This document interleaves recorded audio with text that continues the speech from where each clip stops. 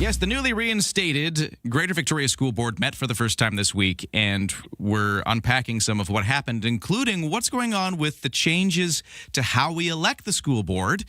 Because come this election, we were, or maybe we still are, I don't know what's going on, we're going to elect for the first time representatives from different areas to the school board, this thing called the ward system, which is done other places, like this. If you live on the Saanich Peninsula or areas covered by the Saanich Peninsula School District, this is already how you do it. You know, Sydney elects a member, North Saanich does, and then they all sit on the school board. Victoria, though, didn't do that. Until now, we were going to make this change. But did the school board that just kind of got back into business after they were reinstated, are they going to try to undo this? There was some sense of that at this first meeting. Here to talk about it is Tim Morrison. He's an Esquimalt Councillor, but he was also the guy, one of the guys really pushing for this change to how we elect the school board, and he's joining us on the line right now. Sir, how you doing? Very good, thank you, and good morning, Ryan. Yeah, it's sort of a bit of a complicated issue to unpack, but I think I did a decent job of explaining where we're at. Right? Is that about right? Yeah, definitely a great summary. In terms of what happened, it was their Monday school board meeting.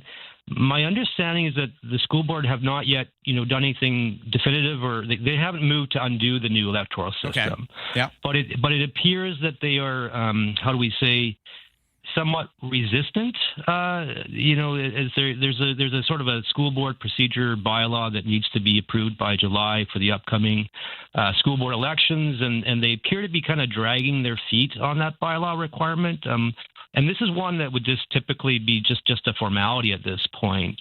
However, Ryan, as we know with this particular board, nothing has been typical, and certainly they have, if they were to be obstructive of our much-needed electoral reform, then it would signal to the public right now that they have no shame in disregarding their roles and ensuring good governance and the value of really respecting relationships with local municipalities, and especially the importance of reconciliation efforts that have been done and made with the Songhees and the Esquimalt nations, which was actually a very big part of the electoral reform work that we did with the nations.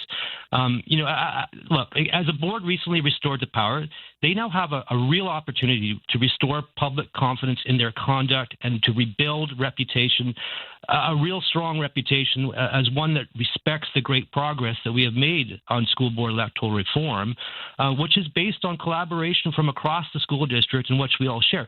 Or they can completely disregard that opportunity and they can just give us more of the same drama and dysfunction as we got before, and as we know, ultimately led to their demise and a complete loss of public confidence. It's really that simple. So, but again, this Monday meeting, it's not that they actively tried to undo this change, but the way you put it, they were just dragging their feet a little bit. But in what way did they talk about it? And I'm just trying to get any sense of motivation for why they might be opposed to this.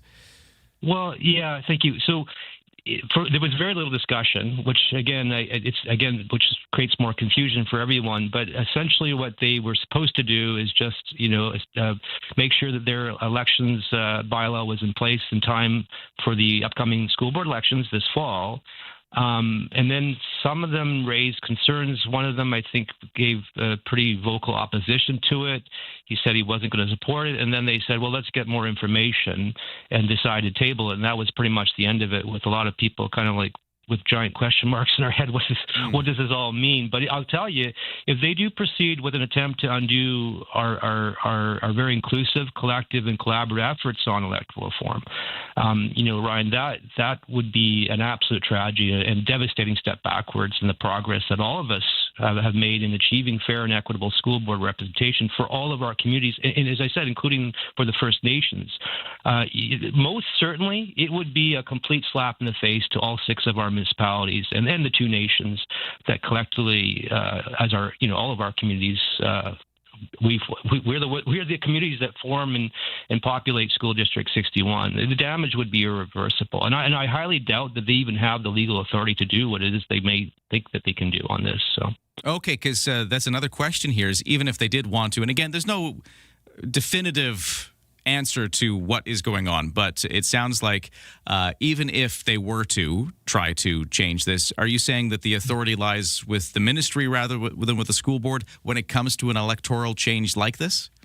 Yeah, there's actually a lot of irony going on here, some political irony for sure. So just to give you a quick thumb sketch history review of what happened. When the board was still previously in place, I think it was the fall of 2024.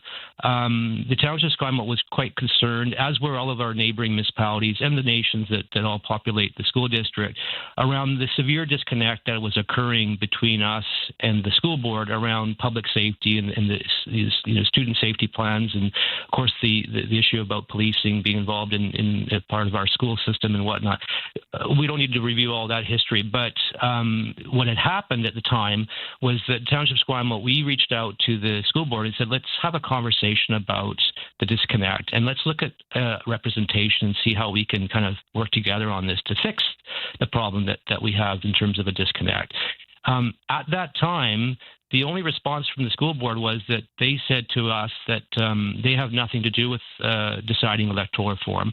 They said, and they quoted the School Act, that says it's the minister that has the sole authority on determining electoral systems for every school board in the province.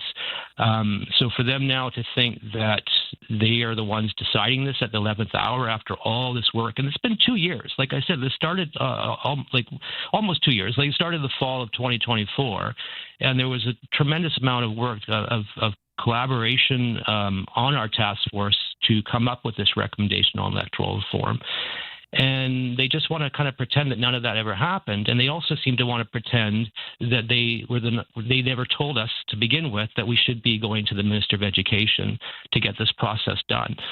It's very, very odd, is all I could describe it as. We're talking to Tim Morrison. He is an Esquimalt town councillor, but also was one of the big voices trying to push for this change to a ward system within the Greater Victoria School Board, so we would elect the school board members from the various areas. And like you said, you did all that effort to figure out a fair system that everybody could agree to, which municipalities and First Nations would be able to elect which members, and all that is basically ready to just get rubber stamped.